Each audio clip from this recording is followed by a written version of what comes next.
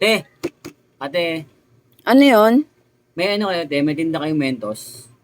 Mentos. Ay, ubos na. Wala na pala. Ay, wala, no? Oo. Nakabihis ka ngayon parang may lakad ka. Oo, te, may ano kami, may pupunta kami ni mama. Ah, Si tita kasi inimbitahan si mama sa dun sa lugar nila. Hindi ko alam kung anong meron sinama lang ako. handaan yun. Ay, hindi ko alam, te, di sana banggit ni mama, te.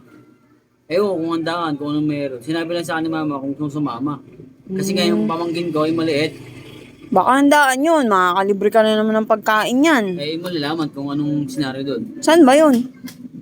Te, medyo malayo yung lugar, hindi ko sa, ano mo, silong, silong Cavite, doon. Silong. Wala naman silong. Doon yung lugar na yung tita ko Silang, meron. Ayun pala, silang pala. Silang Cavite, yan. Ayun. Doon. Pumunta Silang kami doon. Cavite nga yun. Paalis na kami. Ano ba, te? Pagka pupunta ka doon, estimate mo, te, yung biyahe, mga ilang oras kaya? Hindi ko sigurado eh. Mga ano siguro. Mga 3-4 siguro, ganun. Pagod pala, nakakagutom pala.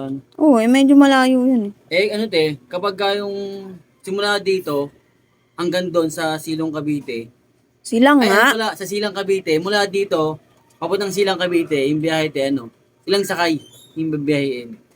Mula sa atin, Medyo malayo kasi mag-jeep ka. Magbabas ka pa. Tapos jeep pa ulit. Yung tita mo ba nasa bayan lang nakatira o malayo pa? Hindi, te, bali, ang sabi sa akin ni mama, pagkatanda ko ng bata pa, pumunta kami doon. Pagbaba mo ng jeep, isa pang tricycle mula sa kanto na bababaan, medyo malayo pa yata yun Mga 4 na sakay siguro kayo. Apo na sakay.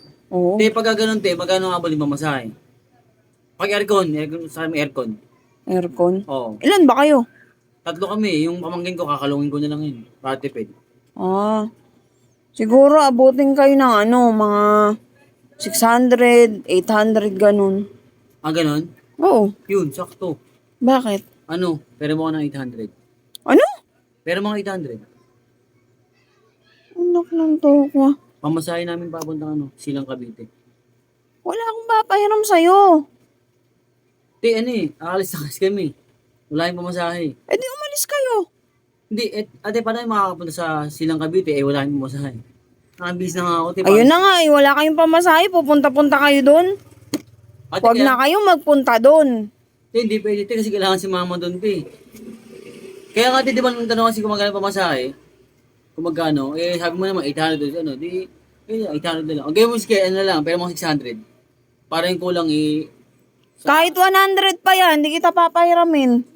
Matulog ka na lang sa inyo. te, paano yung lakad namin? Ano ba, malay ko sa'yo? Grabe naman si ate, lang naman, hihiram mo si 800 lang, O, 500 na lang, para may pamasahe lang kami. Wala pa nga, wala akong papahiram sa'yo. O eto, 5. O ayan, barya. Wala nga.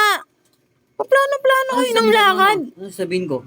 Sabihin mo, cancel na kayo kasi may bagyo. Nakitumuloy. Gigil niyo ako eh. Umuwi ka na doon, matulog ka na lang, buisit ka.